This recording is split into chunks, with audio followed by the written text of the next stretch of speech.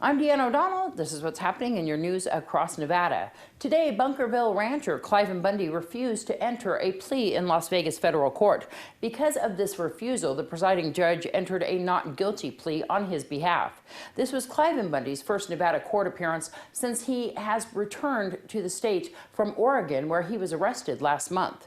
Bundy is among 19 people accused of organizing a gunpoint standoff in April of 2014 that stopped federal agents from rounding up cattle from public land near Bundy's ranch in Bunkerville, Nevada. Charges include conspiracy, assault, obstruction, and threatening federal officers.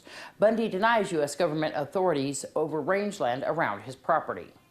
Golden Entertainment, operators of Sierra Gold, PT's Tavern, and the new PT's Brewing franchises will add 6 new properties in southern Nevada this year. The company affirmed the plan in the company's announcement of fourth quarter earnings, in which Las Vegas-based Golden reported net income of $23.4 million, $1.06 a share on revenue of $90.8 million for the quarter that ended December 31st. It was the first full quarter of operations since Sartini Gaming completed a $341 million merger with Minnesota-based Lakes Entertainment last year. The company reported a 2014 fourth quarter loss of $58,000 on revenue of $12.8 million. Golden operates 10,300 slot machines and 30 table games in 4 casinos, nearly 50 taverns, and 770 route locations in Nevada, Maryland, and Montana, including the 3 here in Pahrump. Nevada's unemployment rate fell from a revised 6.3% in December to a seasonally adjusted 6.2% in January, down from 7.1% a year ago. This equates to 89,400 Nevadans unemployed, compared to 185,000 during the recession. Nevada added 7,800 jobs in January, bringing the total 34,000 higher than a year ago. I'm Deanna O'Donnell. That's your news across Nevada. Thanks, Deanna. Let's see what's going on in your Week in Sports. Week in Sports is brought to you by Jason Ernest at Mountain West Lawyers and Wolfenstein Construction. 79-year-old local Jim Fahey hit his second hole-in-one in 2 years at Lakeview Executive Golf Course. He did this on hole number 1, which is one of the hardest holes to do it on. Fahey hit his other hole-in-one on September 8, 2014 on hole 11. According to the Pahrump Valley Times, Fahey believes someone or something has been smiling on him over the years. He is a religious man who has had an interesting life. He was an orphan and was adopted by the town of Gilroy, who then sent him to college. He received a college scholarship to play college football. He was drafted into the Army but missed both the Korean and Vietnam Wars. In 1960, he was in a plane crash and survived. Former Raiders coach John Madden was supposed to be on that plane and since then has not flown. He was also blessed to marry his wife, Suzanne. The UNLV men's basketball team beat Air Force 108-102 in triple overtime Wednesday to advance to the second round of the Mountain West tournament. The number 7 seed Runnin' Rebels played the number 2 seed Fresno State Bulldogs tonight at 6 p.m. at the Thomas & Mack. The team will continue to play without freshman forward Derek Jones Jr., whose ACT score was canceled last week, making him ineligible to play under NCAA rules. The UNLV filed a waiver with the NCAA. UNLV reported Wednesday that the NCAA has informed the university that Jones may practice and receive room and board, but still cannot play. NBA player Nate Robinson announced today that he intends to make a transition to the NFL. The 31-year-old diminutive guard, who is currently a free agent, released a video through the Lead Sports to break the news of his plans to audition for NFL teams. Robinson played football at the University of Washington, but began to focus solely on basketball when he was a sophomore. He recorded 2 interceptions and 34 tackles, playing for the Huskies as a freshman cornerback in 2002. This has been your Week in Sports. I'm Noah Began for News 46. Ronnie Gipson from Nye County Public Auction has some news about this week's event and the future of their auction house. The following is brought to you by Nye County Auction.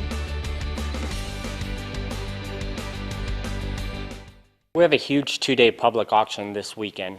Saturday we're doing a proxy bid auction that's going to be full. We've got over 16 vehicles. We have a lot of gun accessories, ammunition, magazines, holsters, so on and so forth. A really nice collection of primitives, some antique fire hydrants, some really, really neat stuff. As well, on top of that, we also have a really nice collection of silver.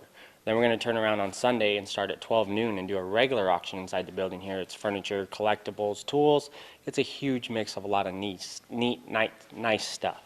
You guys are right here on Lola Lane, right? Yeah, 850 South Lola Lane. The auctions on Saturday starts at 10 a.m. and the auction on Sunday starts at 12 noon. We're going to be open all day on Friday to preview, so you can come in, start the cars up, come and check everything out, and come and see us. You have a lot of cars. We have like I said, over 16 different vehicles here, a lot from the Public Administrator's Office, some from Nye County Sheriff's Office, and private individuals as well. So it's a huge collection that we've been building up. Tell me what's going on here inside this building, because I know you guys are kind of getting high tech, right? Yeah, we're going to kind of reorganize it a little bit, and we're no longer going to be doing a fixed auction house, like a brick and mortar type auction house here. We're going to be going a little bit more virtual as far as things go. So we're just doing some reorganizations. You'll see us a lot on proxy bid. We do a lot of sales on there, on sites, estate sales, that kind of thing. Just kind of keep up with the times. And so you'll be doing auctions from people's estates, and then people can bid online, but they can also go to that location? That is correct. We're going to do a virtual setup, so you can also go to the auction, or you can bid online at estate sales, on-site auctions, things to that nature. So it's going to be a little bit more virtual, but we're going to get it together. How can people find out more? Yeah, give us a call. Phone number 775-537-2500, or come down to the auction on Friday and preview the items that we're having to sell this weekend. All right, and what's the times for the preview? Okay, preview is Friday between 9 and 5. The auction starts on Saturday at 10 a.m. and then again on Sunday at 12 noon. All right, and then you open a little bit before the auctions on Saturday and Sunday for preview? Yeah, we open up at 9 o'clock all 3 days before, so we can get that early preview in. You can also preview online right now, right? Yeah, take a look at our website. It's www.nyeauctions.com. Today is the 50th birthday of News 46's news director, Deanna O'Donnell. A huge surprise party was thrown for Deanna on Saturday night, put on by her daughter Darby, with the help of so many here in the community. Deanna was blindfolded and taken to Sanders Family Winery, where the room was filled with partygoers, and they surprised her with a fun-filled night. Deanna would like to thank everyone for all the well wishes, gifts, and attending the festivities.